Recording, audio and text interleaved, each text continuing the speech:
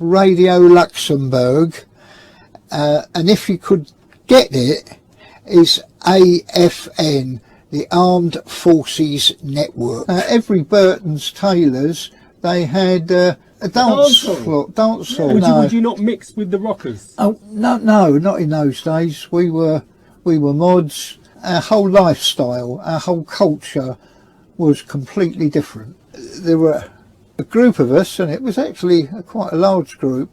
We stripped our Lambrettas down and took everything off. I used to go, amongst other places, my favourite hangout in the West End was the Scene Club on a Saturday night. Legendary club. Oh yeah, ham yard. But then going back to the coffee shops as well, Terry, there was also, I think there was one called the Freight Train as well. But then coffee shops around Soho were, you know, pretty... Well, yeah, and what they called backyard music, which went back to the late 40s onwards, and you had Count Basie's music, you had Louis Jordan, his Timpani 5. I used to make my own dub plates. How did you make your own dub plate?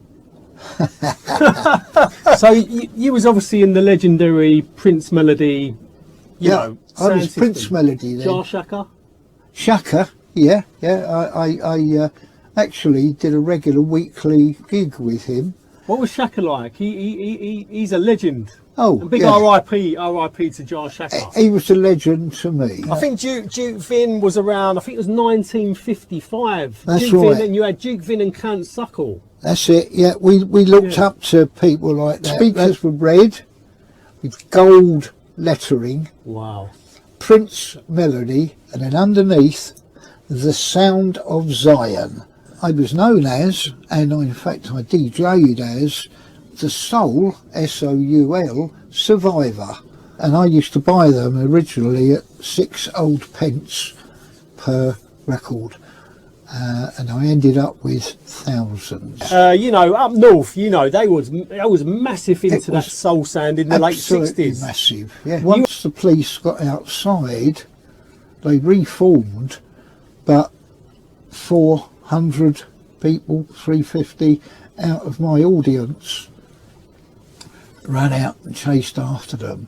But to young black people who have felt in one way or another, and not always without reason, oppressed, this was the first time they'd seen police running from them, and more and more joined in, and that was the start of the Notting Hill riots and the sound system. How did the mods regard Prince Buster? Did they meet him at the airport? Because I heard about some kind of motorcade where they met him at the airport. In the mod period, Prince Buster was a bigger star than Bob Marley became. Prince Buster was the king. On this week's show, I have someone who lives and breathes fashion and music. He grew up in an era just after World War II and was one of the early 1960s modernists or mods, and went to the legendary club in Ham Yard, Soho called The Scene. He was one of the faces who really stood out for his clothes and fashion, and he also played incredible music. He also fell in love with soul music like early doors and ska music, and was a pivotal selector for one of the legendary early sound systems in London called Prince Melody. He's a real historian, a serious collector of vinyl and clothes, which even date back to the swing era of the 1930s and 40s. We have the one and only Terry Elliott in the back of the iconic cab. Yes, Terry, it's an honour. Thank you. Thanks very much. It's a real honour, mate, to have you in the cab. Oh, I'm honoured, mate. I'm the one that's honoured. No, I'm blessed, mate, to have you in the cab. You're one of the real kind of icons from that era. You know, and what we're going to be talking about is going to be dating back to, like, you know, 60, sort of 50, 60, you know, years back. Yeah. Which is going to be an amazing conversation. You know, we're going to cover, you know, the early mod scene, you know, the early ska scenes, the blues parties, the Soundsystems in London, you know, and as I say, you was one of them pivotal people that kind of, you know, was there from day one. So it's a real honour to have you in the cab. And also I want to give a shout out to Marion, your missus, and also to Mark Snowboy for putting us in touch. A big up to Snowboy. Yeah, oh, thanks for that. My missus, by the way, we're only a few weeks away from our 60th wedding anniversary. I know. 60 years. Yeah. You're also you're exactly the same age as my dad. You know, like, you know, early 80s to mid 80s. Yeah. And my dad was also, and my mum was also a mod, you know, mods from those early 60s. And they used to tell me all the time a few of the stories. So I can't wait to chat to you about, you know, all that. But I'll tell you what, Terry, let's kick it straight off. Whereabouts are you from? And what was it like growing up as a young kid? Well, yeah, I was from nowhere in particular. My old dad, who was by then in 1944, he was 43, born in 1901, and all of a sudden he got called up into the army, thinking, you know, he's escaped all that. But anyway, he obviously wasn't sort of fit for a fighting man, so they sent him down to the south coast, Hythe, Dungeness and all that area, and he was given the job of scouting and spying for planes approaching and all the like. He used to get, you know, occasional leave, and so he'd go up to London and meet my mum. And I always think that well, perhaps a bomb dropped at the wrong moment, but somehow I was conceived, and with parents, you know, in their 40s. That's it. Just after the war ended, I think it was 1945 when May the 8th was the official, Yeah. you know, VE Day. What was it like growing up? I mean, my mum and dad used to tell me stories of playing on bomb sites. Oh, absolutely, yeah. Lots of places weren't cleared up like the minute the war was over. Early on, we moved to Dagenham in Essex, and it wasn't a particularly blitzed area, unlike the proper East End, around where we are now, Bow and the Docklands. There were still places to play which you wouldn't want your kids to play today. My dad, because he lived near the docks, Yeah. because my family, most of them were dockers. Yeah. He was telling me when he was a kid in your era, he played barge hopping from one barge to the next barge on the River Thames. Oh yeah, well we didn't have that in Dagenham, but when I was old enough to, you know, be let out on my own, I don't know, from sort of 7 onwards, I got a bicycle.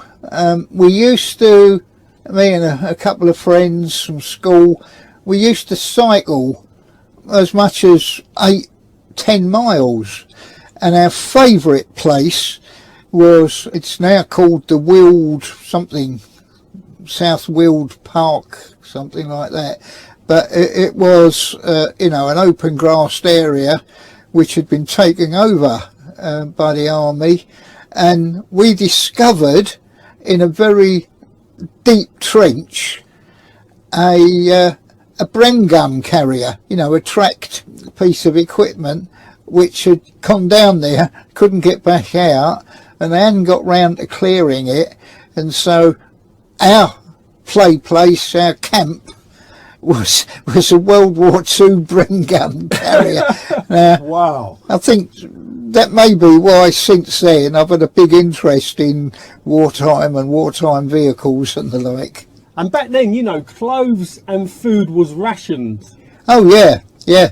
I don't need reminding of that, because I was sent down the end of the road to get a bit of shopping. I lost the ration book on my way back, and I obviously I received quite an earful for that, and I still remember it painfully today.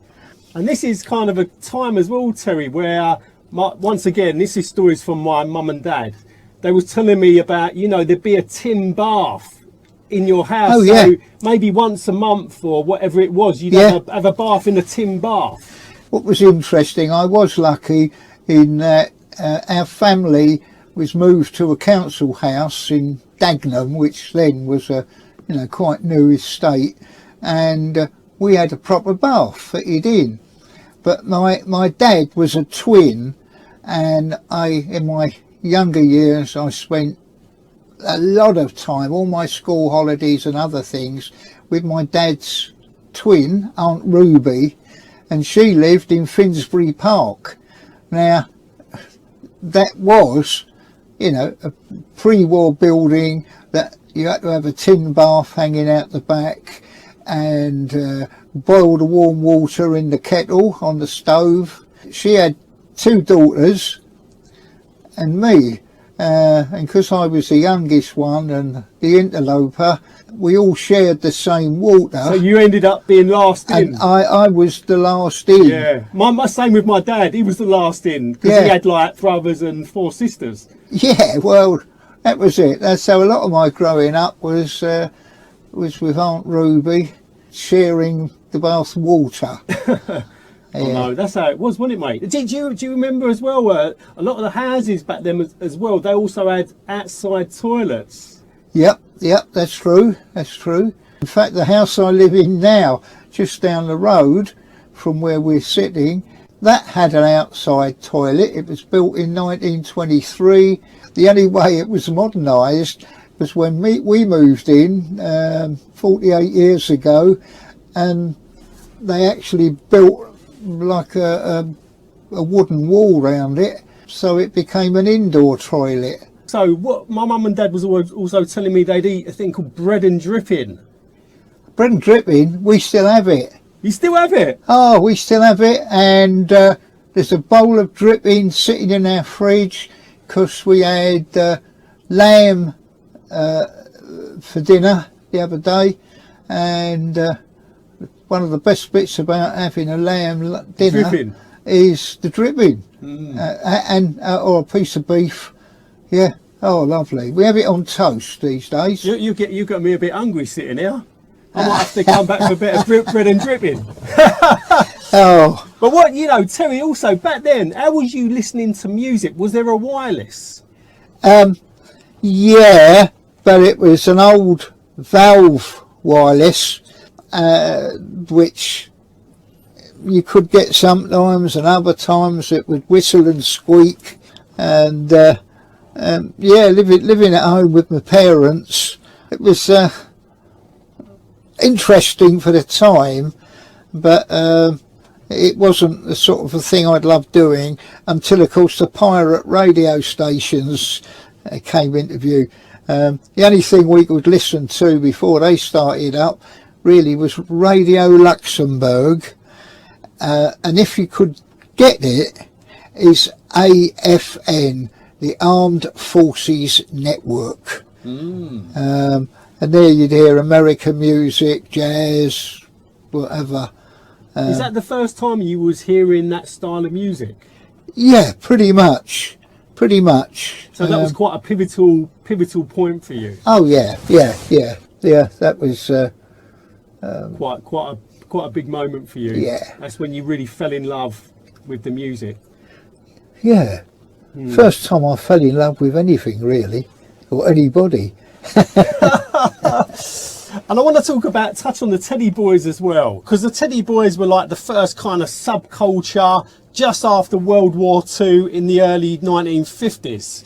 And I read that basically how that developed was there was tailors within the Savile Row area. They made these suits, Edwardian looking suits, for the officers of the army when they were getting demobbed to sell to them. But that look didn't take off. So what them tailors done was sell those Edwardian style suits cheap to menswear shops in South East London and East London, and the younger kids would walk past, look at the suits in the window and say, yeah, we're having some of that. Oh, yeah. And that's how the teddy boy look kicked off.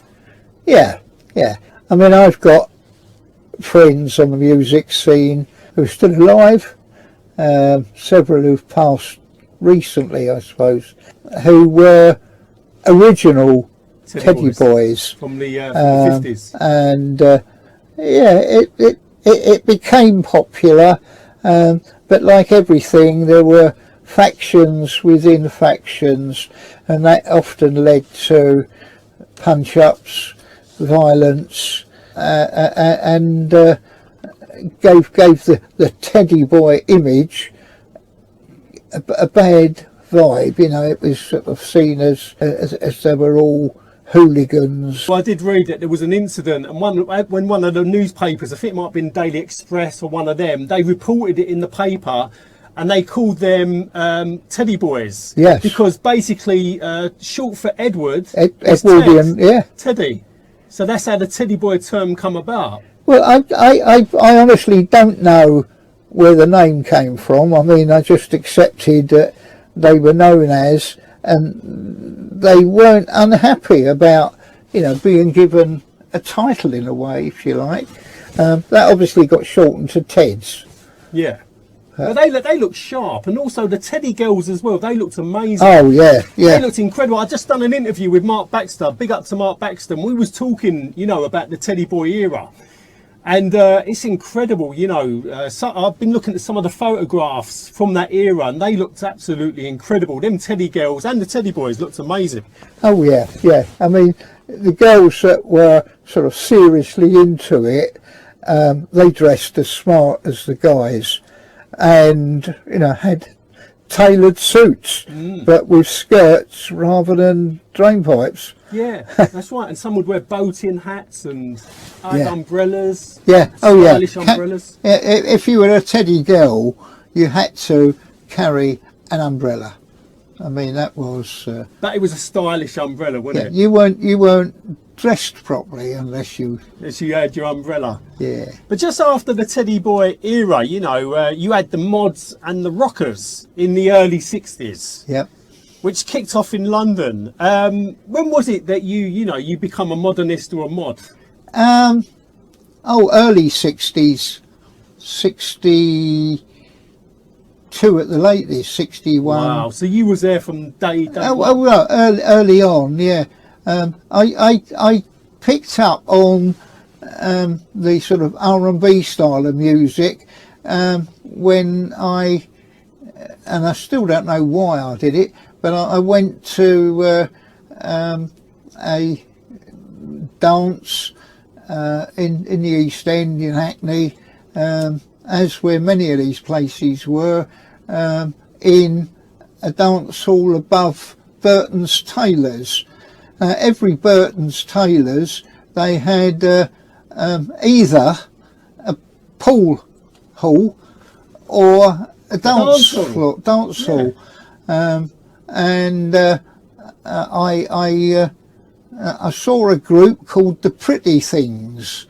That changed a lot from me, because I started going every Saturday, and I saw in the very early days the Rolling Stones and various others, and I still don't know whether I picked them up or they picked me up, but a couple of girls invited me to go up the West End with them clubbing, and until then I hadn't done that. You know, I'd go out, have a dance somewhere and go home again, but so yeah, I thought this is nice, I'll do that.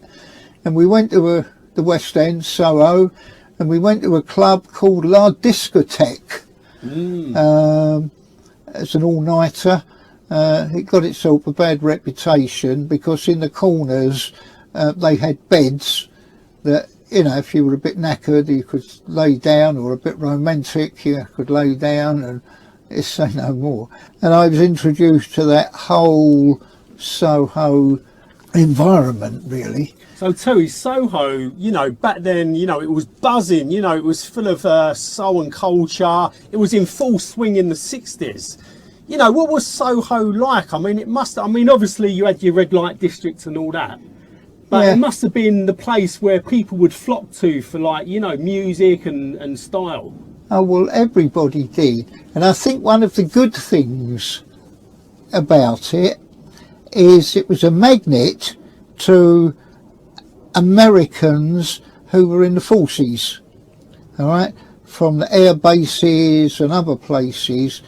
And at the weekends they would flock to the West End because they could hear music that they wouldn't have got other than buying the records, having them sent by family and playing them themselves. So clubs like the Flamingo, like La Discotheque, like the Scene, they had a fair number of youngish Americans who were hip to the music, and they were one of the sources of records for some of the DJs in those kind of clubs. In a way, that is what helped to develop the whole mod scene. The early mod scene, yeah. Because the biggest attraction to it was the music, 100%. the American rhythm and blues. It was the music, and then what? The style and fashion. Oh, well, yeah. I mean, people wanted to be recognised as originally modernists and then mods by their whole style, and it was a complete package, of which clothes, appearance, hairstyles, type of shoes, what you rode about on, Italian scooters, all of those things, you had to dress the same to be different. That makes sense. Yeah. Well, you know, the mods looked absolutely, you know, incredible. Once again, like the Teddy Boys, you know, attention to the detail. Yeah, oh, You yeah. know, so much detail Absolutely. and style. I mean, you know, 1 month button-down collars were in, the next month collarless shirts were in. You know, it changed almost continuously. You look so sharp. Where was you buying your clothes from? Carnaby Street? No, well, yes, but Carnaby Street, for two reasons. One, was very expensive, and secondly, it didn't become famous for, you know, a mod clothing centre, as it were, until a bit later on in the scene. One place they were very quick to catch on what the mods wanted was Petticoat Lane. And what would happen is you'd come out of the club 5, 6 o'clock in the morning. As soon as the trains were running, there were some people just you know, wanted to chill out, and they walked to Hyde Park or somewhere and just crashed out on the grass. But most of us, a lot of whom might well have been a little bit high on Purple Hearts, I mean, Blues, yeah. hush hush on that, Yeah. and we still wanted some action, and one of the first places we'd go was get an early train to Aldgate, go down Petticoat Lane, and we weren't misbehaving because we were pretty much knackered by then, but there were a few places there that we all met up, one of which was a coffee bar at the Aldgate end, and I actually got myself a little job there for a few weeks on a Sunday morning, clearing tables and whatever, and it was great because I was getting a few quid, and nearly everybody in there was had just come from the same place as me. Well, were they mainly mods? Oh, Or did yeah, some of the mods. rockers turn up as well? No. But would you not mix with the rockers? Oh no, not in those days. We were mods, our whole lifestyle, our whole culture was completely different. And that's not a criticism of one side or another, but you know, we were in the in crowd, as we called ourselves, but the equivalent in crowd on people they called rockers was they rode motorbikes, wore leather, you know, Elvis Presley hairstyles, Bill cream and all that, that kind of thing. And they also looked stylish, by the way, as well. They had their own thing going on as well. They had their own thing going. Yeah. But you rocked up in your Vespa or your Lambretta. Yeah, I had a Lambretta. Not as pretty, but faster. But those, actually talking of scooter, I mean scooter wear, you know, you had the M1951 fishtail Parker jacket. That was really popular as well. Yeah. How did that come about? Do you know? Because obviously it's an ex-military jacket. Yeah. Was it to stop you get your suits getting wrecked? Army surplus. There were 2 or 3 reasons. One, they were designed to be windproof. They were issued to troops, Arctic troops. All right, there's a lot of sort of fur around the neck and everything. You had a hood you could pull down. It was long. It was extra large because it was designed to go over a full combat uniform and everything else you would carry as a soldier. It was great on a scooter. You could actually bring the pointed bits together and press stud them together, so sitting on a scooter it kept all the wind out and everything. The rain and all that. It kept the rain. Oh, they were brilliant. That was a big look, wasn't it? Them fishtail army jackets. The fishtail was because you had this sort of V-shaped bit which you pulled underneath and pinned to the front bit, you know, they press studs, and you know, they were all snug and cosy. So yeah, that was the cool thing to have. Also with them fishtail Parkers coats, you also had badges on them as well, didn't you? How did the badges come about as well? Any idea? Well, I don't know where the badges come about. They originally started, as I understand, not to identify you as anything in particular, but as places you'd been. And the more publicity certain places got, not always good, you know, you would have a Brighton badge on it and wear it with pride, even though you'd probably spent a week in prison or something because of it. But the other thing that was available quite a lot were military bits. I mean, the most common popular one, I suppose, was the RAF roundel. Red, white. That's right, on the back. Yeah, the target. Yeah. And because you could buy them for, in those days, almost pennies, because they were, the dealers would buy a whole warehouse full of stuff.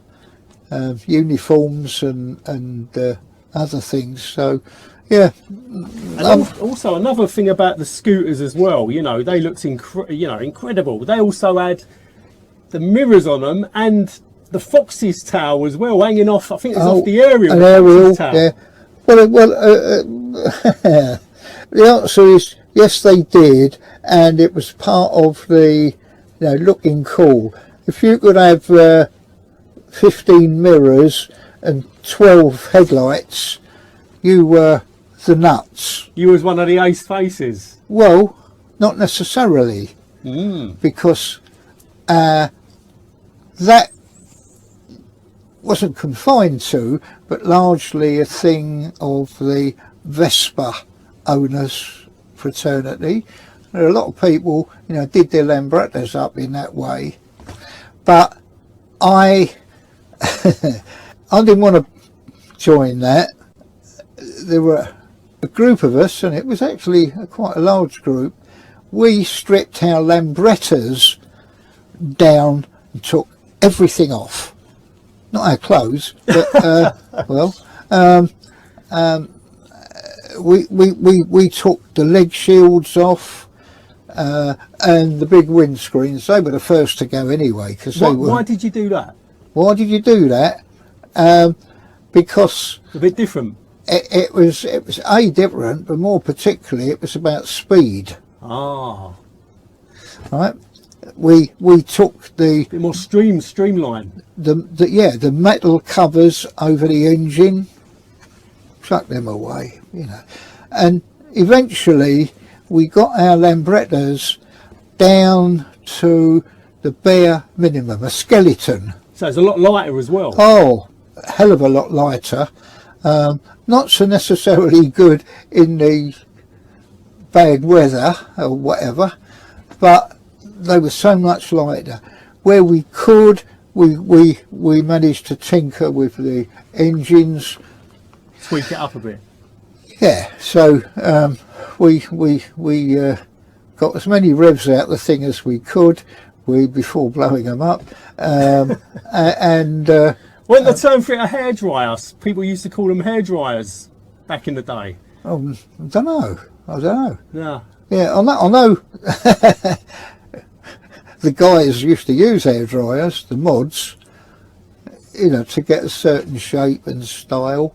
Before I worried what the opposite sex might think, because I had dark hair and I wanted it shiny, I used to rinse it in vinegar. Wow. But I think eventually I realised that that's not the sort of odour the young ladies fall for. Brilliant. I think they work in a chip shop. Brilliant. Also, was you wearing crash helmets back then as well? Was I wearing crash helmets? Helmets on the bikes? No, not because it was legal. It didn't become legal until a bit later. But I used to wear like a golfing cap on the bike. Yeah. And what was the Terry? What was like the average age of a mod? Like late teens?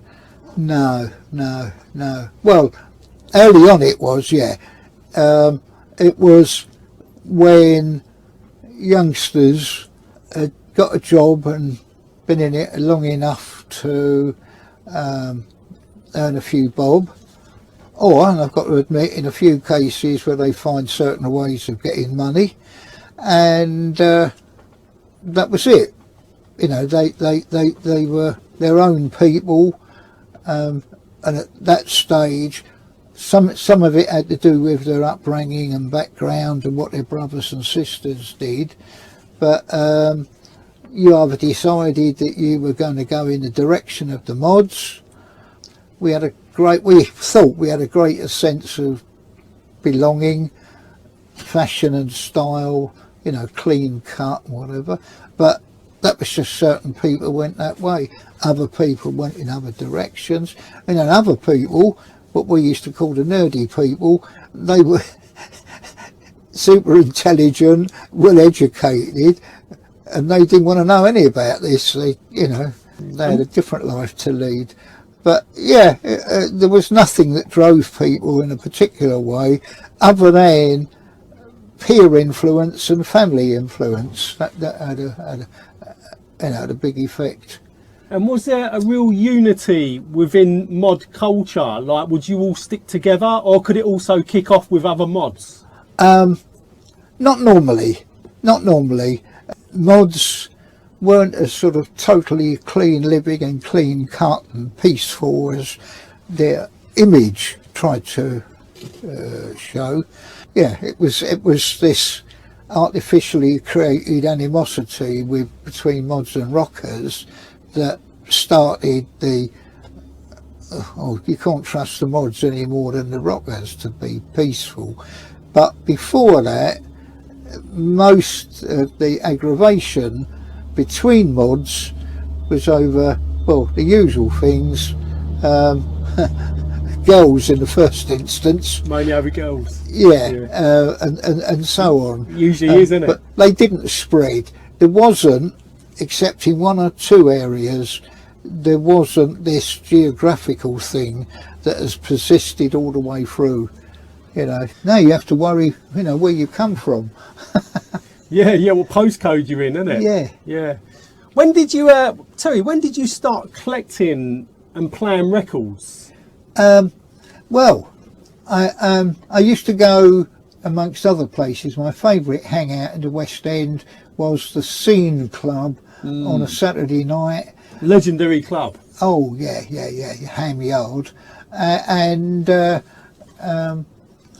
the Flamingo on a Sunday afternoon, because we had all sorts of bands that were brilliant. My favourite was Georgie Fame, and he was there. He played there, didn't he? Yeah, he played there, and I used to go there a lot. Georgie Fame and the Blue Flames. Yeah. Yeah. And I used to go there also on a Saturday night if Georgie Fame was playing. I still might stop down at the Scene to see who was there and everything, but no, Georgie Fame was my hero. That club was amazing, wasn't it, Terry? Was he resident DJ Guy Stevens? Yeah. Did you meet him? Guy Stevens. Oh yeah. Oh damn, I've forgotten her name. He had a girl DJ That's and whatever. right. But Guy Stevens was the source of the music and all.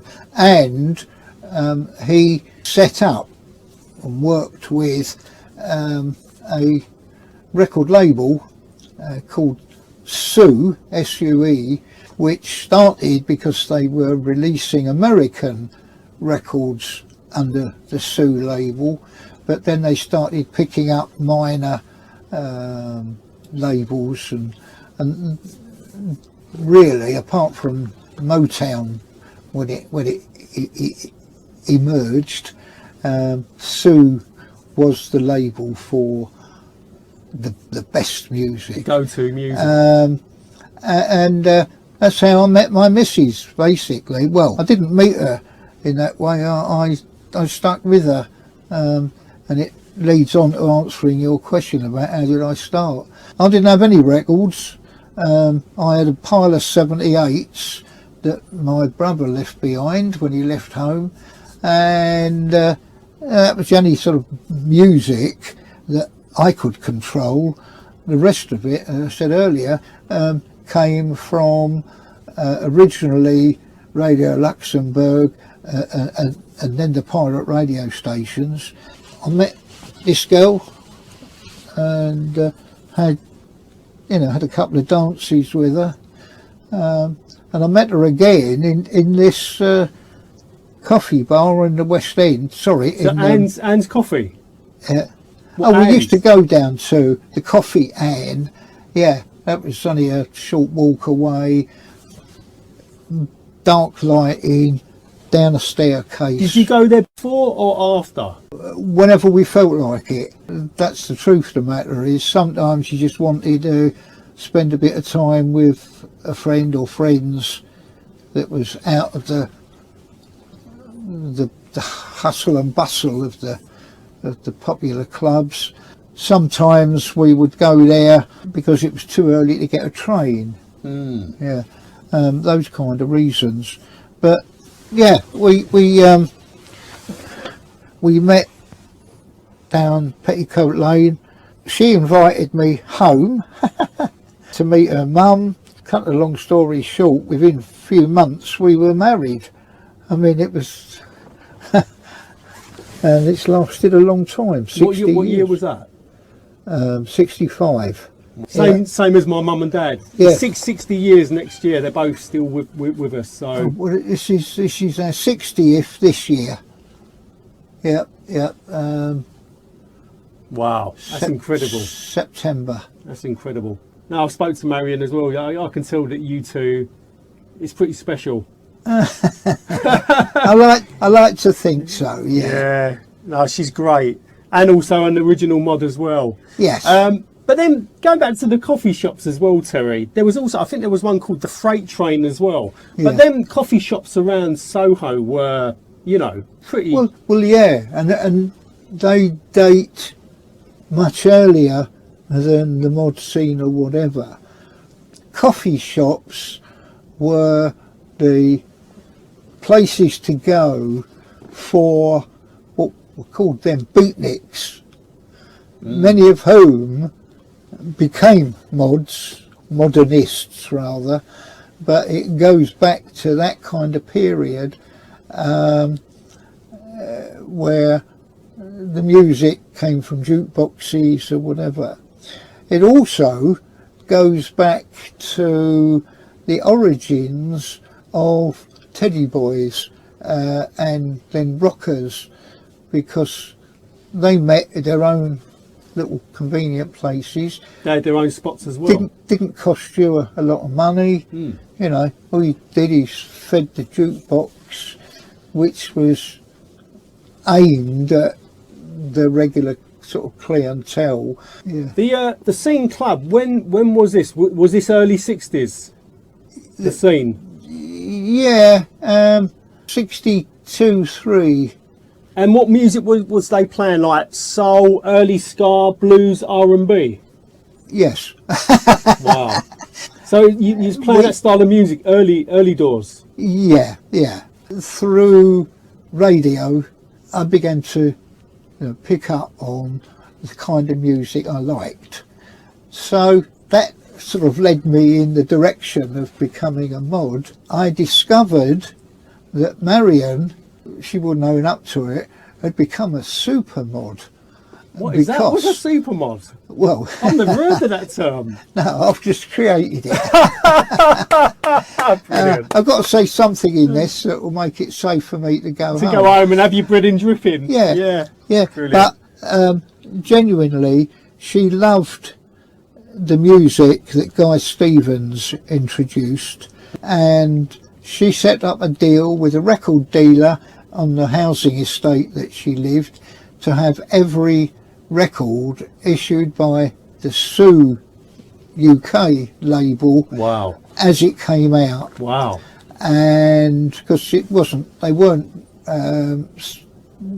put out by the big record companies, and she had a great collection of this sort of scene music, and she started to become a real fan of Tamla Motown, and she'd got early records by Motown on, not on their own label. They were on labels like Oriole and quite small, not so well-known labels. That was great because she had all the music that I absolutely loved and whatever. I didn't really get into playing the music outside until we actually got married, 65. When we married, my job, I managed to get a transfer from my job with the gas board. So he's surrounded by bits of gas company, but I've been in it ever since. Down to Southend, we got a flat, upper floor flat overlooking the sea, and that was great, except once again travelling all the way up to London was a bit of a nightmare. Didn't mind sometimes because we'd still go up Saturday afternoon and come back Sunday afternoon, evening. Because I loved the ska and other things, I got to know locally a lot of West Indian people. What I was conscious of is there was nothing directly aimed at them. They all used to travel up to London and whatever. There was one guy called Fergie, whose house became the sort of gathering up meeting place, and he had, like every black person had back in those days, the blue spot or blaupunkt, the blue spot record player. I said, can I come down and play some of my music, like we all used to, and some ska and whatever. Well, Jamaican blues, he was known as then. And he said, yeah, of course you can. Well, that was it. I became not only his resident DJ, but more importantly, established me as a small-time Jamaican sound system, because I didn't have to pay, you know, Motown and other things so much. You know, they wanted to hear Jamaican music, and that was it. It set me off on the road to, I won't call it fame or fortune. I never made a fortune. What was the name of that sound? That was Prince Melody? Well, it wasn't, no, it wasn't. Not in them days. In them days, everybody in the Jamaican music scene adopted a sort of a royal title or an important title to emphasise their importance as a sound system operator, and I just became Sir Terry. Wow. You know, just Yeah. Well, there was a lot of Sir, obviously legendary Sir Coxsone died, and the yeah. term Sir was fairly big-ish, wasn't it? Yeah, big-ish. In Southend, it was so big-ish, I was the only one playing Jamaican music. Wow.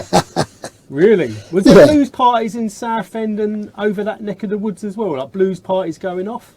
There weren't, other than at Fergie's house, and he didn't have a sort of a DJ with a collection of the latest music or whatever, and they also Soundsystems back then, there was quite a wide range of music that he played.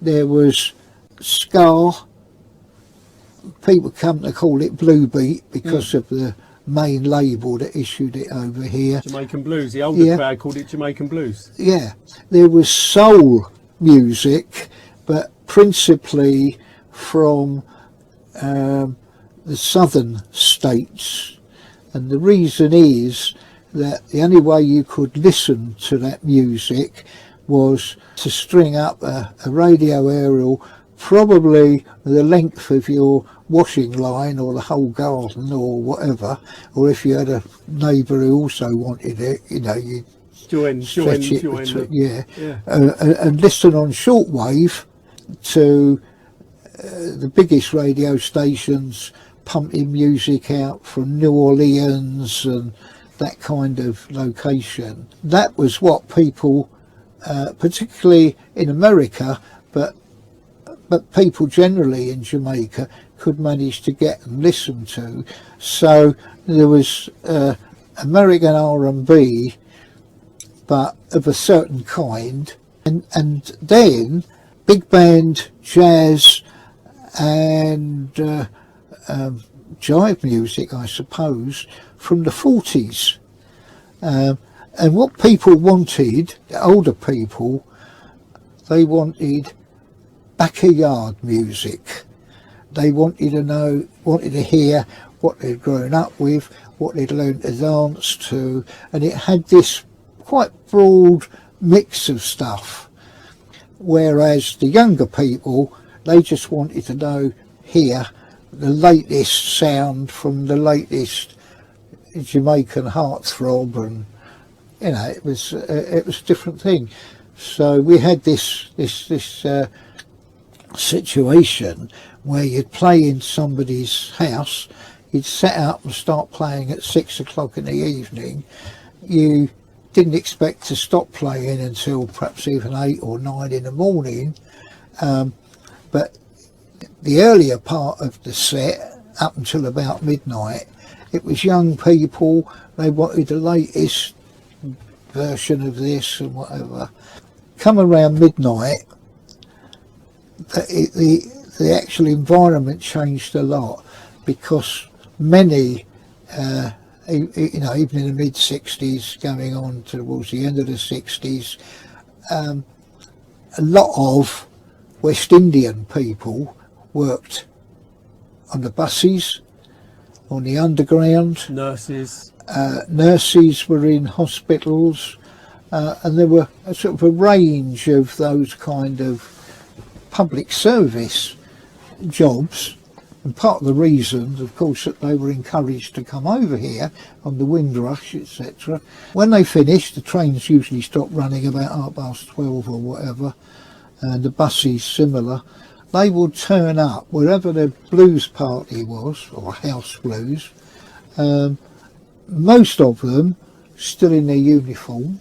A lot of the nurses would come still in their nurses, parts of their nurses' uniform. The older West Indian people would come, I would say, dressed to the nines. The women, particularly, they wore brocade evening dresses, and they were really dolled up. Because it was their night out, and it was the night out for them, for their music. They worked hard all week, and they just wanted to have a good time on a Saturday night. And it wasn't expensive, because you could go into a blues party in someone's house. They'd actually stripped most of the movable furniture. Yeah. So you had 1, 2, and perhaps 1 or 2 rooms also upstairs. All wired up to your speaker system. It would be £0.50, 2 and 6pence to get in. Then you could, in the back room or the kitchen, is where you could get a drink and food. You'd get curried goat on a paper plate. You must have loved that, Terry. You loved the curried goat. Loved it. Oh, I still do. All the spice. Yeah, we make it at least 2-3 times in a month today. You still eat the curried goat? Yeah, never forgotten that. Jamaican patties. In fact, I'm going to have a couple tonight. Marion's sorting that out. All £0.50, right? And similarly, you could get a drink. In those days, you didn't have like Red Stripe beer or anything like that, but you used to get these little strong barley wine drinks, 3 to make up a pint, but they were strong, and you could get a bottle of that for £0.50. The ladies, they drank Cherry B wine, wasn't it? Well, yeah, but also Baby Sham. Baby Sham, yeah, with the little deer on the bottle. I remember that, little bottles. Yeah, well, Baby Sham, Baby Shear or Cherry B. Cherry B. Yeah, in a little paper cup. And special brew. Special brew. Well, yeah, special brew for the guys. It was, but if you wanted the hard stuff, which was mostly either rum or whiskey, it was measured out in an egg cup. Yeah, and you'd get a little paper cup with that in. And that was it. That's the main reason we used to get raided so often, for selling alcohol. I also heard that there could be anything up to 200 to 300 people in a house, and sometimes because there were so many people on one floor, they was dancing, it was packed out, that sometimes the ceiling could collapse. Oh yeah, I mean, there were a couple of well publicised cases where the upstairs people, who usually tended to be the older people that I described, in the early hours of the morning, and I would be downstairs in the living room, behind all my equipment, and I would be there, particularly when you played what they called backyard music, which went back to the late 40s onwards, and you had Count Basie's music, you had Louis Jordan, his Timpani 5, Louis Prima even, and all those people, they would jive and energetically, and you would watch the ceiling going up and down, up and down, up and down, and you think, right, the next one's going to be a smoochie. because they also loved the romantic tunes. Again, the young people, they didn't want that. They just wanted something that they could, you know, drive to and do the ska and all that kind of thing. But yeah. And I also heard that when there was people in a blues party, there could be another blues party down the road, or even in the same road, but if they heard it had a louder sound system, or the DJ maybe was playing, they would all exit. The house would empty out, and then the crowd would go down, maybe down the road to another blues party. Oh yeah. I mean, it was the same pretty much all over London. Most of my jobs, if I can call them that, were in sort of Stoke Newington, Hackney, Dalston area. That's where I was more well known. You was east. Until later in my sound system career, we had moved over to be nearer Hammersmith, Shepherd's Bush, Acton, that kind of area. But I also used to DJ in southeast London. I would play around Lewisham and those kind of areas. Certainly my most common in the early days haunting grounds. Sorry, did I say haunting? Hunting. Yeah, no, grounds was the northeast London side of things. And Stoke Newington, not uncommon for 3 blues parties to be in the same road, you know, places, you know, around the Kingsland Road or all them kind of places, you know, you just listen out. All the invitations were sort of uncovered. You didn't stick up big notices you were doing it, because otherwise you're almost certainly going to get a raid. You know. How would people find out about the blues parties? Oh, is it word of mouth? Well, a lot of it is word of mouth, but there were like visitors cards. Yeah, you had these visitors cards handed out in record stores or in places, in pubs that a lot of West Indian people used to, you know, go in the week, and they were handed out. What's amusing to look at is that they always featured dancing couples, but they were always in the pictures were in, you know, flouncy ballroom dresses and all of that, and they were headed like, you know, come for a night of fun or whatever, featuring, you know, and then the address at the bottom. Didn't have phone numbers because phones weren't, you know, and that's why going out, unless there was a sort of properly advertised big event with big sound system operators that you planned to go to, much of it was getting to an area, finding out who's playing where, or having one of these cards, and like you said, listening out, and that, or places that might do it once a month, and you were always.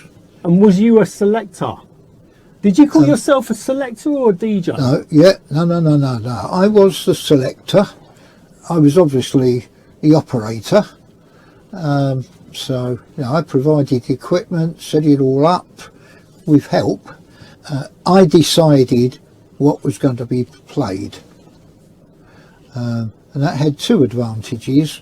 One, I could keep control of the music to satisfy all the people that were there.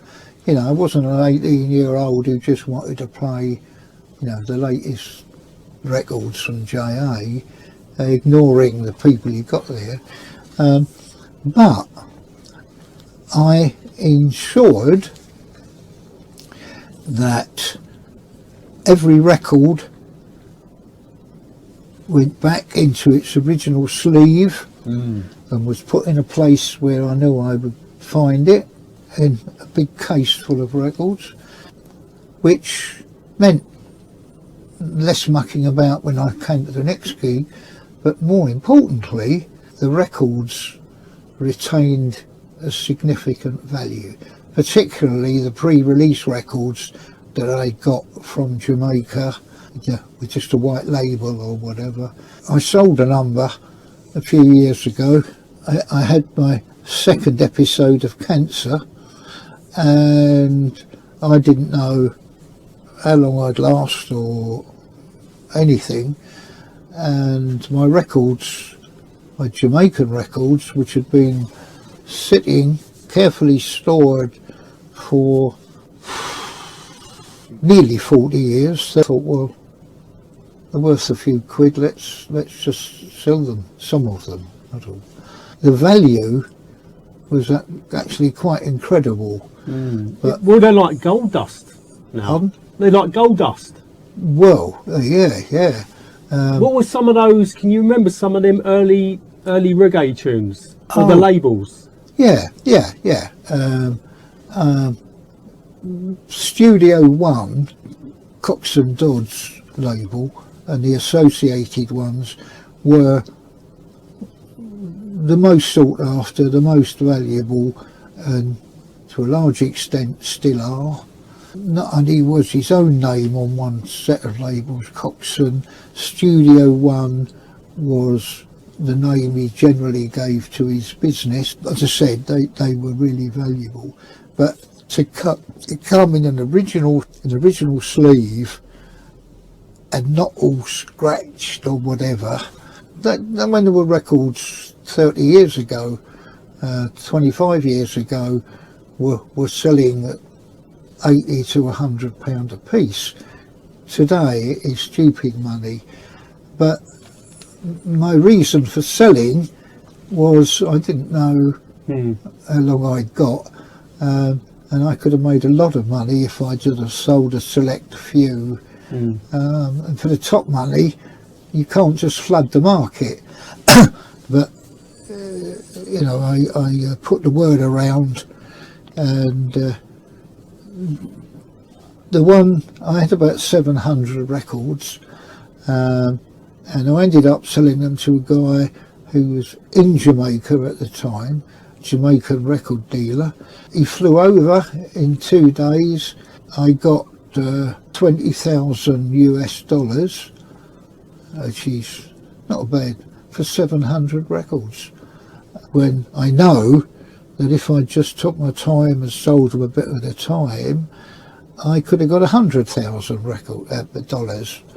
I was talking in US dollars because at the time my wife and I would live out there for half of the year, and I needed to not only get better but healthcare. Was this when you was in Texas? Texas, yeah. Healthcare wasn't cheap. No. It's certainly not something you've already got, because it's not always covered by insurance. Terry, them records are still part of your soul. Oh, absolutely. They're still part of your history and your soul. Yeah. And I've got a load of them still in the house, and I play them. How many records do you think you've got? It's easier to talk in terms of got rather than had. But I've got, I would guess, not many more than 100, 150 Jamaican records, but they're all special to me and whatever. Have you got any specials or any dub plates? Yeah, I used to make my own dub plates, but I did sell the dub plates that I bought. How did you make your own dub plate?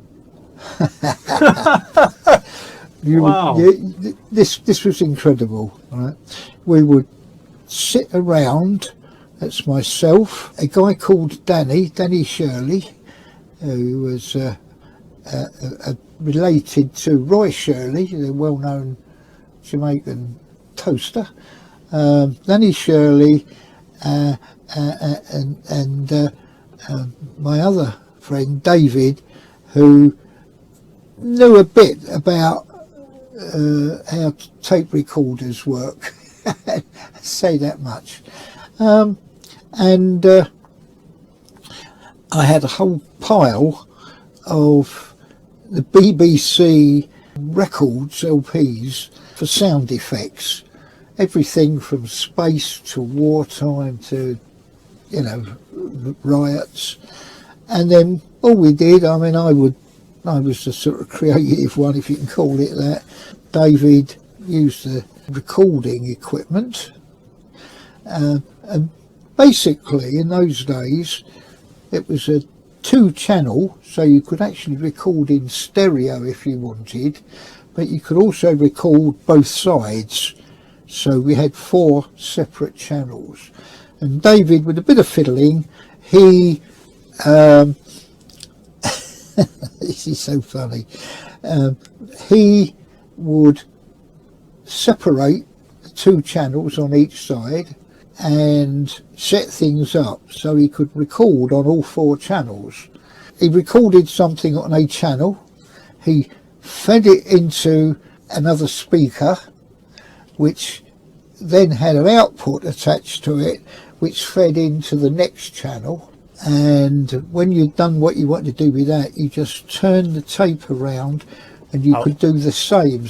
And you could get the most amazing echo effects. And it was all from 1 or 2 45s and an LP or 2 that we did it. Wow. That's incredible, isn't it? Yeah. I can give you a CD copy or a tape or something of some of the stuff I did. Really? Yeah. Could you? Yeah. Yeah. Wow, I'd be blown away to hear that. Yeah, absolutely. I've also got, you know, when we used to do the sound system competitions, I've got flyers for them, newspaper cuttings. Have you? Was you was you having clashes against other sound systems? Oh yeah. Usually for a big hall like Acton or Town Hall, there'd be 4 sound systems. Yeah. So you was obviously in the legendary Prince Melody, you know, I was sound Prince system. Melody then. When we moved up Whose sound system was that? Prince Mine. Melody? That's me. No. I am the Prince Melody. No. See, sorry, I didn't even know that. Yeah. I thought you kind of, you know, you No. kind of... I wasn't. I was more of a sound system operator than a well, I was the DJ as well, but I had somebody who in them days was known as the toaster. You know, Can you remember their toasting or chatting names? Yeah. What was their names? Well, one was Prince Everall, Evrol, and he was the DJ toaster for most of his time. And then there was Danny Shirley, who that was his real name, but he liked to use it because Roy Shirley was his cousin. So they were the 2 that I had most of the time. So it was a real kind of team effort. Oh yeah. You couldn't, and can't today even, despite all the technology, you couldn't operate at that level competing with sounds from Birmingham and the best that London had to offer. Bristol was another place, but you couldn't do it all on your own. I mean, carrying 12 big speakers, you know, some were called wardrobe boxes, but they were much bigger than the traditional, you know, 2-door wardrobe, and they would have 4 speakers in. You know, Where did you get them made? we made them ourselves. You know, it was not uncommon for sound systems to build their own boxes. When was the sound system created? Was that early 60s, mid 60s? When did they come into existence? No. When did you start Prince Melody? I became Prince Melody around 68, 69. So early doors. And that came into existence because I'd moved from Southend, relatively small area, into London, and where there was a lot developing and going on. Yeah. I mean, London had some amazing sound systems. I mean, I've done an interview with Father Festus from Coxon Sound System.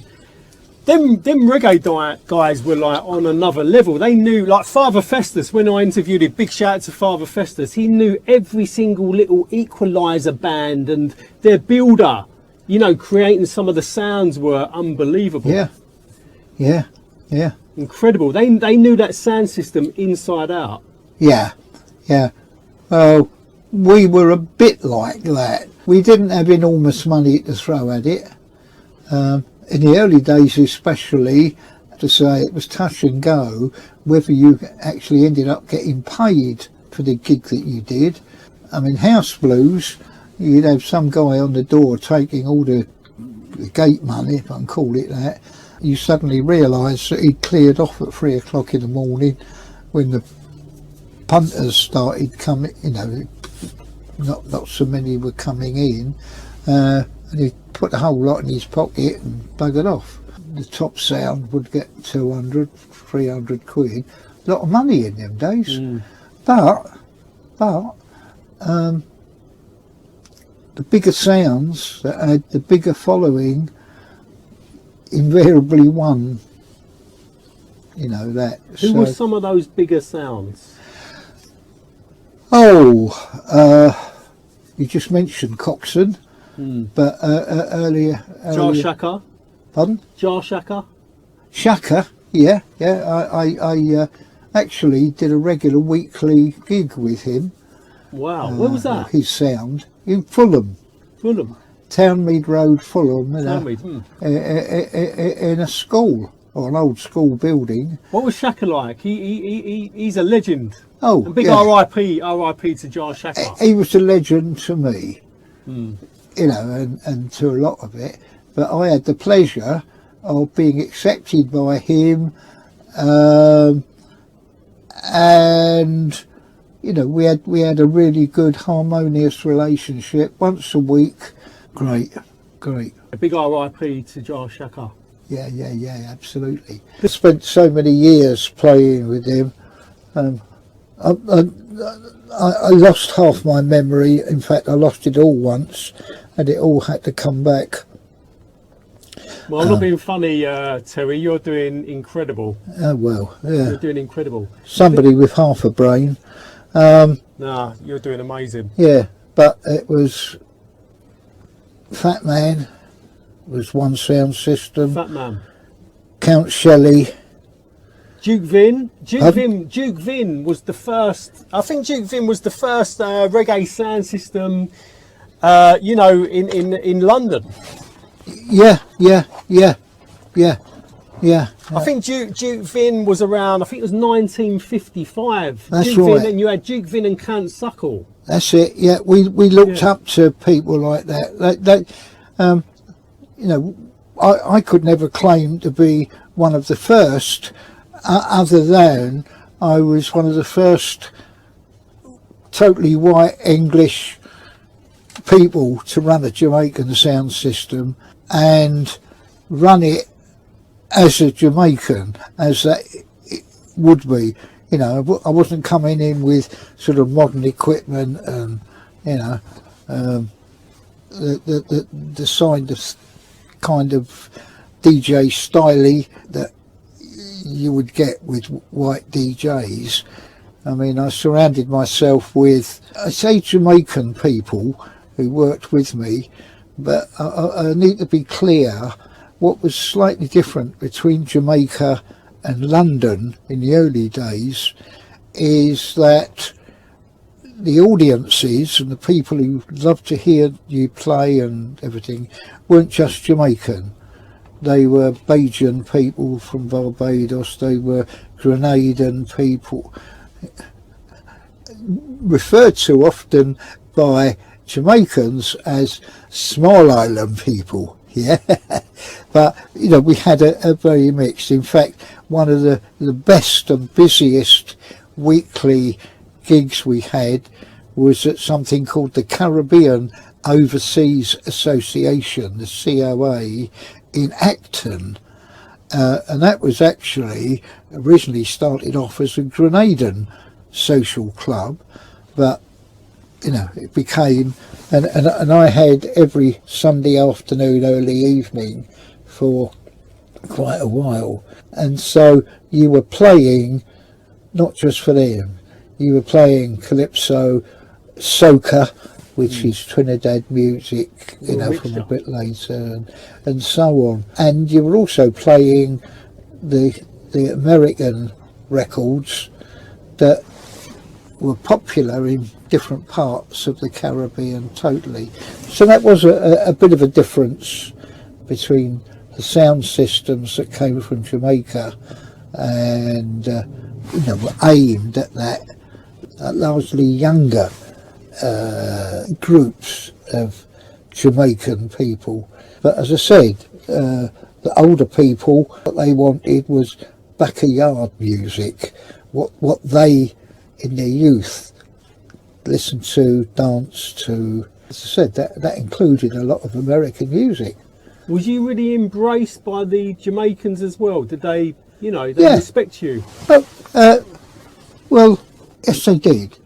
And I think that was because, you know, I didn't suddenly think, oh, this is great, you know, and spend a few £1,000 and set up a sound system and come from nowhere. I came from being a small-time DJ in Southend that created a following locally, because there wasn't anyone else doing it. I couldn't fail in some respects. But then, you know, gradually got asked to. I had a few residencies. There were clubs in and around Southend and at that part of Essex that I had weekly spots or whatever. That gave both me the confidence to, you know, imagine at least that I'm no different to anybody else. But it also meant that I came with a degree of following, and I began to be talked about just outside the Southend area. That gave me a head start. It also meant that I had a lifestyle in which me and my wife basically followed norms associated with the West Indian culture and the Jamaican in particular. You know, we had friends outside of the sound system, and that all adds up. And I remember being told one day, use a coal boy. And I said, I'm a what? He said, a coal boy. We can imagine you working in the mines with a black face. But I never forgot, use a coal boy. But no, I got accepted. But once I went outside my traditional area, as I said, I played once in the Bristol area. I heard the comment when I was coming in and setting up, and it was very sarcastically held. Who are you? Have we got Tony Blackburn? And are you going to play Beatles music? And I said, well, no, I'm not Tony Blackburn, and I'm not playing Beatles music, but wait till you heard it and we'll see how you feel. And it was, you know, but... And then you drop your first tune and it was a game changer. Yeah, you know. So Prince Melody, how did you get the name Prince Melody? It was still at a time when the... Prince, because you had Prince Buster as well, wasn't it? Prince Buster as well. Oh yeah, but it was still at a time when many of the sound systems were sort of Lord, Count, Prince, King. It was just people were impressed at the tunes that I could come up with, because I had the contacts in Jamaica, I had a weekly or fortnightly delivery of hot brand new chip tunes pre-release from Jamaica, and so I mixed my own dub plates, and I also bought in dub plates. Somebody made a comment about that I was the Prince of Melodies, and I just thought, click, that's it. And it stuck. Prince Melody. So, and did you have artwork on your speakers? Oh yeah. What was the artwork like? It wasn't just Prince Melody in big letters. The speakers were red with gold lettering. Wow. Prince Melody, and then underneath, the Sound of Zion. It was a bit of a time when Rastafari influenced the music and all of that. But I can show you photos, just a little bit early, because next week some of the original speakers, not the wardrobe ones, but are being rescued from my loft to move with me up to Norfolk. So they're developing where you've been living, and they're developing that area. Yeah. But you also played Notting Hill Carnival. How did that come about? Yeah, well, simple. I used to have not a weekly but a regular invitation to play at a youth club underneath the Westway flyover. That was a prime spot. Pardon? That was a prime spot. Oh yeah, but this was just every couple of weeks I'd go there and play till 11 o'clock. What year was this? 60s, going on into the 70s. So late 60s. Yeah. What was good about it is that it had its own area fenced underneath the Westway, and playing there all the time, we got to know the layout, etc. It had street lights that would come on late and at darkness and to the early hours. We said one day, because there weren't many sound systems, there wasn't the places to play them, and after all it was a Trinidadian Eastern Caribbean style event, My friend, who was the wizard with electronics and whatever, he said, we could come back here during Carnival, we could plug into the street lights and we could play down here, couldn't we? Well, from the moment we did that, it was a big hit. It was surprising how many Jamaicans, young and old, who would go to Carnival in the earlier days because it was a Caribbean event.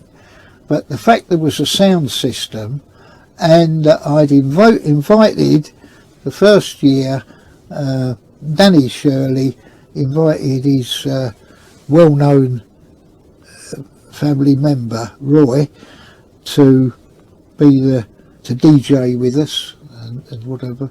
That attracted a lot more of the West Indians and whatever, a lot more of the Jamaicans, and it was a hit. We filled the place up. What, under the Westway? A section of it, yeah. So we came back the following year, and we were buzzing. In fact, I've got one newspaper cutting that refers to Prince Melody as the best sound of the weekend. Nice, I've kept that paper. I think it was the Jamaican Daily Gleaner, I think, something like that. But anyway, we played, and it was solid round out. The next year was a very difficult one. very difficult. Basically,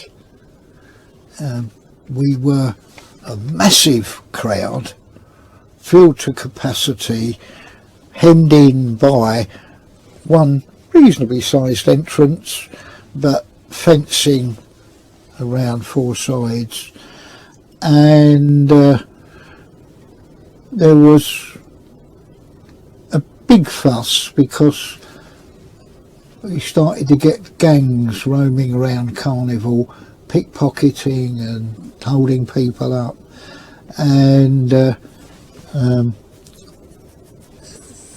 one copper, I might call him that, who was patrolling nearby, he saw such an action.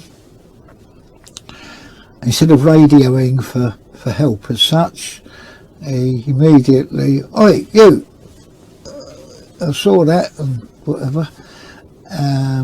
And the small number, 2 or 3 people, and I knew nothing about at this time what was going on, they ran into where I was playing with my big crowd and sort of tried to lose themselves.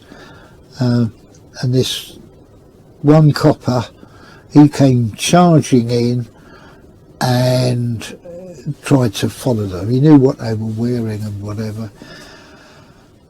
Sadly, a lot of people were, I mean, there was always a big anti-police feeling. There wasn't previously an environment that most of them experienced, that there was one police officer in the middle of 1,000 people. And so they started crowding around him and whatever. He got on his radio, called for help, assistance, and within minutes there were 30 or more police in uniform, not necessarily in riot gear, came charging in. Well, the reaction of my audience was, "We're not having this," and they didn't set about being violent as such, but they set about not only well, they were determined to push this small squad of police out. Well, that then fired everybody else up. Once the police got outside, they reformed, but 400 people, 350 out of my audience ran out and chased after them.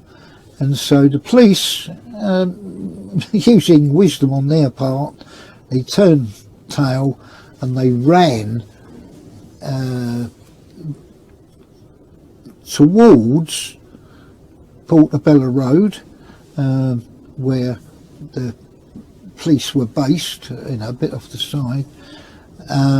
But to young black people who have felt in one way or another, and not always without reason, oppressed. This was the first time they'd seen police running from them, and more and more and more joined in, and that was the start of the Notting Hill riots and the sound system.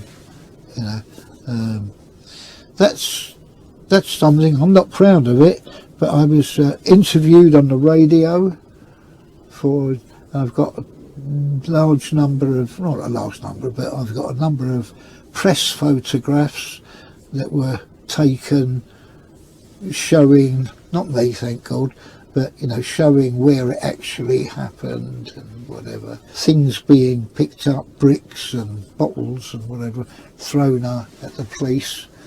That really was, it could have been the end of the Notting Hill Carnival. There was a lot of discussion whether it should be held in a park somewhere or whatever. There was a huge amount of tension back then as well. Yeah. It was a very different time. Well, yeah, and a lot of it respectful not of the police themselves, but of their authority. You know, they hated the way they were being treated or challenged or whatever. Well, there was a lot of racism back then as well. And Oh, there was. And Yeah. there was justification. So it was like a melting pot. It was probably It was going to happen somewhere at some It was time. going to kick off. Yeah. I mean, I recognised it because I'd started to feel it, despite me looking non-West Indian early on, even in the days of Southend. That vision that the police can actually be afraid of you and run away changed the dynamic a great deal. Yeah. Going back to the mod era very quickly, because we'll have to round it up. We must do a part 2 as well, Terry. Because your knowledge is unbelievable. But going back to the mod era, I heard that Prince Buster, he was a big deal with the mods, and I think the first time Prince Buster come to London was around 1963. Yeah. But he was churning out some incredible music, you know, like One Step Beyond, Al Capone. How did the mods regard Prince Buster? Did they meet him at the airport? Because I heard about some kind of motorcade where they met him at the airport. In the mod period, Prince Buster was a bigger star than Bob Marley became. I mean, Bob Marley had a much wider national audience, and it was trendy, and it was the thing to do to be a reggae fan by liking Bob Marley. But Prince Buster was the king, to be exalted. He eventually, all of his recordings were released on the Blue Beat label in this country, and he just could do no wrong. Partly, not only because his style of music was really to get you going, dancing. Partly because a lot of it, although he covered what was going on in Jamaica, you know, about the rudies, as people on the dodgy side of the law were called over there. It just became as fashionable amongst the West Indians in the UK as he did with the population of not just Jamaica but the other islands as well. So yeah, he was a big deal, Prince Buster. Oh yeah, absolutely. I've been collecting his music from, and I've got on one collection I've got, it's now on CD so I could use it. I've got everything from BB1 till about 300, most of which are Prince Buster, but then I've got like the history of Prince Buster and every single Buster track. And and what was also evident and great is that he changed his style constantly to be amongst the forefront, not just another artist trying to catch up. I mean, there were just so many fabulous records that weren't like anything else, that started off a new style. It was an amazing era. You know, I love that ska, early ska and rocksteady music. Yes, yeah. So good. You also had a weekly write-up as well from, was it either the Black Music Magazine or Black Echoes?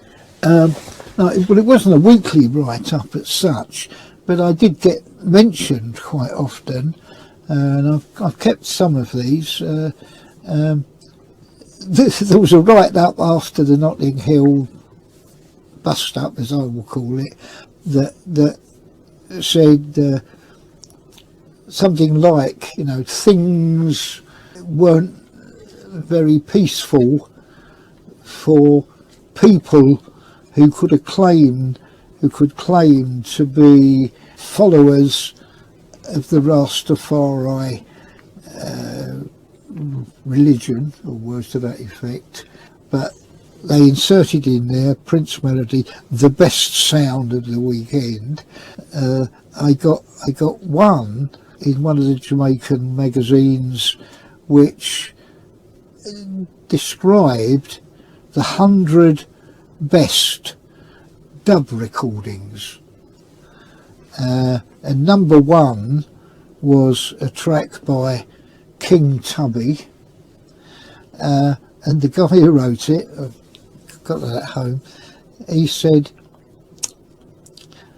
I first heard this record at the Nottinghill Carnival, where Prince Melody played it 7 times on the trot, because everybody was so turned on by it, into it, that he just kept playing it.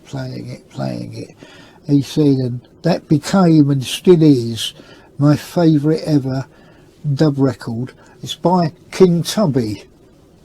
Well, again, it was stuff that I'd got direct from Jamaica. You know, I got mentions of that kind. I didn't have something that I contributed to on a regular basis. Partly because if I had, I felt that it would ruin my special relationship with the Caribbean community. I was sort of projecting myself as one of them, when I never ever tried to do that. You know, I was accepted by and followed by many. And you respected their culture? Yeah, absolutely. I respected it. I didn't try and steal it. Does that make a difference? No, it makes a big difference. Yeah, it makes a huge amount of difference. I not only respected it, but I enjoyed the company. I enjoyed the wider implications of the Caribbean community. You know, I shopped in originally. I shopped in Shepherd's Bush Market, but we also would go to Brixton Market. We would buy things that now you can get in almost many supermarkets, but in those days there wasn't many shops. So, you know, we ate Jamaican food because we loved it. You embraced the culture. I embraced the culture. Yeah, I understood why some people followed Haile Selassie and the Rastafari. I didn't pretend that, oh yeah, well, you know, I want to go back to Africa, you know, what the songs were about. No, I wasn't stealing that, but I understood it, and I understood the importance of it. And I have to say, quite a lot of the music that I played that had a really strong following was Rasta music, or Rasta influenced music. That, along with the drumming influence in the backing tracks, was another thing I think that people accepted, that, you know, I wasn't a Jamaican pop DJ. I actually played the music that reflected their lifestyle, their beliefs, their culture, and everything else. And I still do.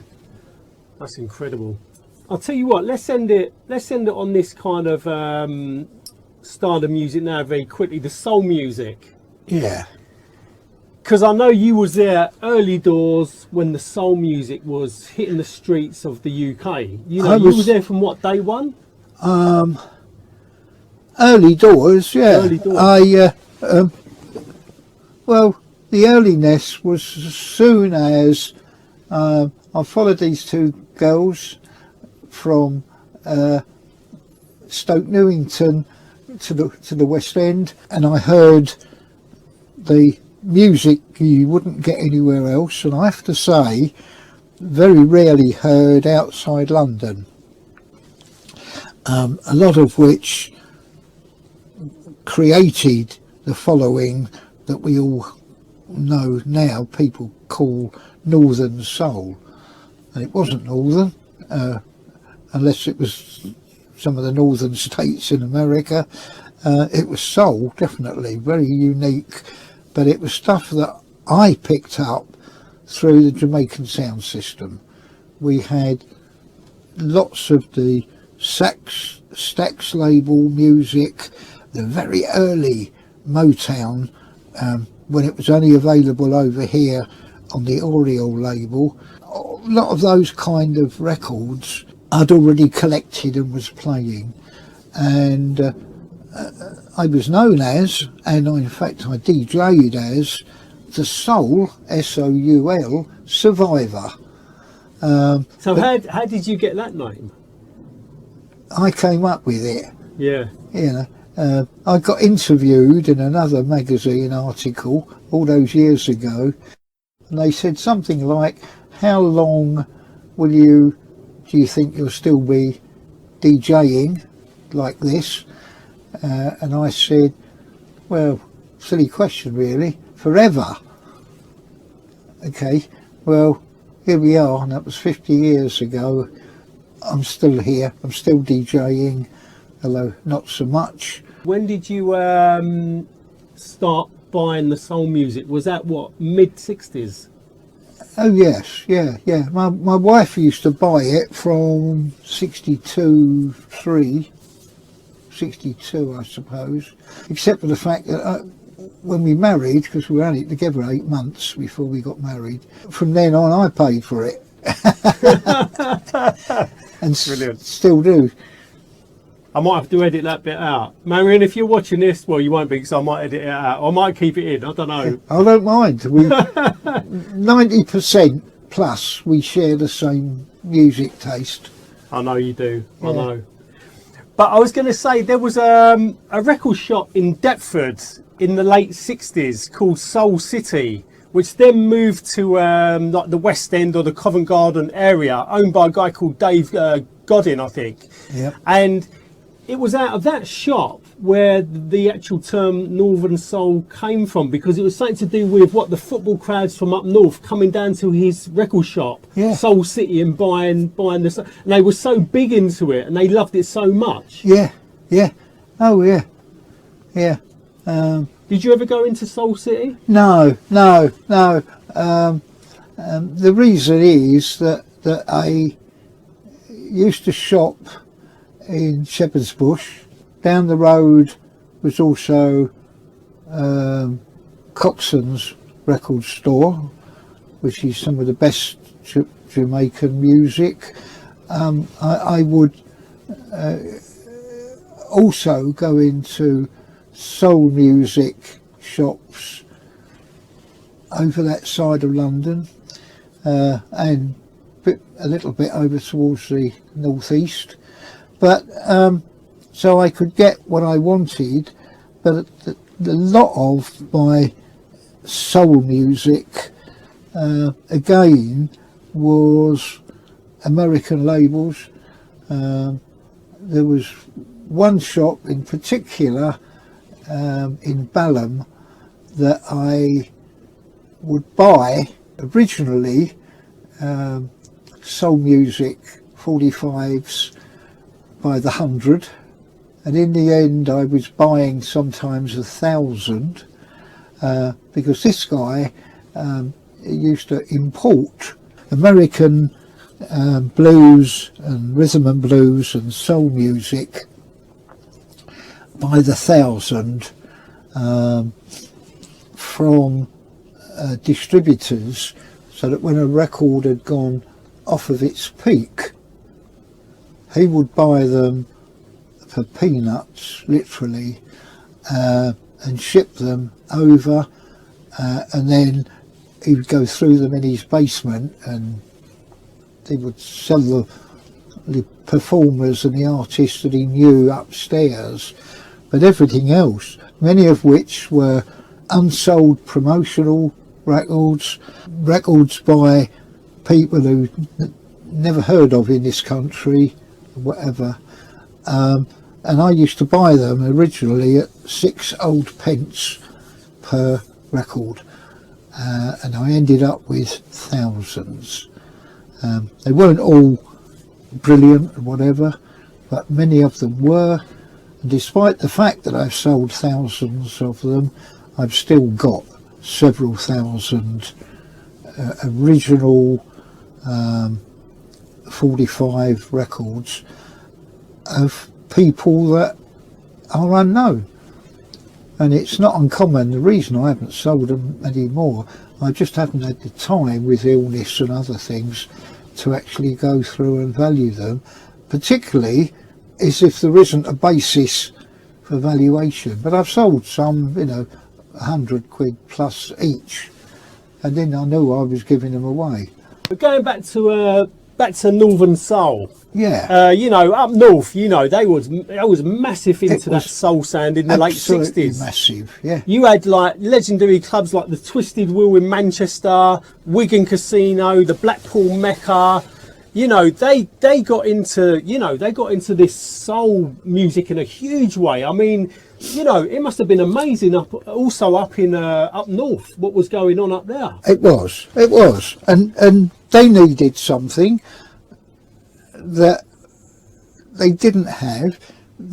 Although there were mods up north, they didn't have the same mass culture that we had down here. Yeah, soul music in the southeast and the like, London, didn't have the same massive following that Northern Soul attracted, and I think the fact that it acquired the title Northern Soul, it created a label, a name that everybody could cling around to, and it created its own heroes as well. Big time. There's an amazing scene up there. Oh, it really was. I mean, I heard as well, some of them clubs, I think it might have been the Wigan Casino, they wasn't starting till at least 12 or 1 o'clock in the morning. And they go all through the night, and the energy in there must have been like going back to the early mod scene in London with the scene. Just like that. It must have been like that. But obviously on a huge scale. Yeah. But because I'd been playing many of the same records, not so much the rare ones that used to be sought out. People used to go to America and, you know, spend weeks going through basements and whatever. But I'd bought many of those records a lot earlier, 10 years plus earlier. But so the Northern Soul thing didn't get me worked up or excited, but I did see it as a source of records that I hadn't heard before and I really enjoyed and loved.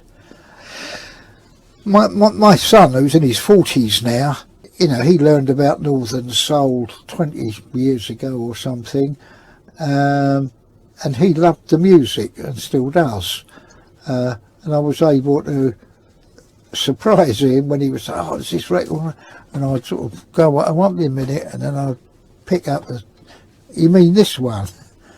Yeah, you've got that in. But I, as I said, I understood the music, I understood the attraction, but to me, that bus had been, and I'd ridden on it, and it had passed. But it was a distinct territorial division. I'm not quite sure where it was drawn. between the north and the south. Which is a shame if people think that, because at the end of the day, you know, music unifies us all. Music is incredible, and that's what brought us together, was the music. Yeah, it is, very much so, very much so. And there are several locations in London alone that have Northern Soul clubs. Yeah, that's right, they do. But they don't. There are young people go to them, but there's a lot of older people who remember, you know, the Wigan Casino or wherever. They come from Cleethorpes and all places where Northern Soul was just everywhere. And there are some young people who want to go and learn the dance moves and everything, because that was something that really was unique to the Northern Soul clubs. Definitely. Was the style of dancing. And the style of what they was wearing as well. Oh yeah, yeah. They had their own thing going on. They looked amazing. The way that speed dancing, spinning round, and they looked dropping down to the floor. Yeah. You know what? I would have loved to have been up north. A lot of movements, which also in their own way, I think, influence the sort of hip hop days and, you know, the dancing styles there. Yeah. Yeah, some of it could have done actually. Yeah. Yeah. But yeah, that was another incredible scene. And big shout out to all the Northern Soul, you know, all the Northern Soul. If anyone's listening to this, big up to all the Northern Soul listeners. Oh, absolutely, yeah, yeah. There's a big love for everyone. And I think what you will agree, Terry, is that music really did unite us. Do you know what I mean? It really brought us together. Oh, absolutely, yeah. It was not just a bridge, it's an all-encompassing thing to help you realise that you share so much in common about what you like, what your values are, what you're wearing. Yeah, and that has helped me be involved in, you know, not just still playing soul and less these days, but still playing Jamaican music. But you know, I was a big name on the 1940s music scene. That's what I heard. Yeah. And that's all about your understanding of the era, the way you dress, you know, the values that you have, and so on. So yeah, no, I'm proud of what I've been able to do. I'm equally humbled because, you know, different people refer to me as, you know, the grandfather of swing or the father of jazz, because it's another area I've played a lot of, and it's a bit humbling in a way, but you know, I've worked hard to achieve it, I suppose. I just wish now that I had the health and mobility for me to still be at that pinnacle. But you know, nature is nature, life is life. I've had cancer 3 times. No, but I had a very serious episode of sepsis, from which I am very, very, very lucky and grateful to have survived. But all these things take their toll on you. Terry, you are a soul survivor. You've lived and breathed music, the ska music, you know, the reggae, the soul music. You live and breathe it. You're an absolute inspiration and one of the trailblazers, you know, out there, one of the unsung heroes. What you've brought to us through, you know, the music you've been collecting and DJing over the years. I salute you. I take my hat off to you. You're an incredible guy, an absolute diamond. Well, you see, now, I might even argue with you with that description. I never done anything in my life to gain, I don't know what the word is, that kind of accolade. You not just in the music scene. I've done, and my wife have done so many things over the years that we do because we believe our contribution to society is something we should always have in mind, and if you can do that and enjoy your life at the same time, then that's it. You know, it's not about rewards or accolades or whatever. So anyway, but thank you. Terry, you're a humble guy. Oh, well. And listen, I think anyone watching this kind of little cab chat interview or whatever you want to call it, you know, has seen Terry for what he is. He's an absolute diamond, an absolute amazing historian, collector, and selector. Yeah. So, thank you. Terry, I hope you've enjoyed this little cab chat. I've really enjoyed it, and I'm flattered that you even asked me. But thank you. I'm flattered for you to be in my cab, and I want to give a massive shout out once again to Mark Snowboy and to Marion as well. Yeah. You know. Yeah. Yeah. Snowboy in his own field has achieved so much more than I could claim, and I can't claim anything without my wife being associated with it. So. Yeah. Well, Terry, you're an absolute diamond. We're going to get you back now, and it's been an absolute honour and a pleasure and a blessing chatting to you and capturing a slice of your history. I still had loads more to ask, but well, another time, we'll perhaps. have to do a part two. Yeah, we'll okay. have to do a part two. Yeah, I'm glad you're bringing it to a close because I noticed you've left the meter running all this time. And well, it's like, you know, what we got on the meter? Oh, 60 quid. Yeah, something like mates. Let's get you back. Yeah. Be lucky, mate. Be lucky. Cheers.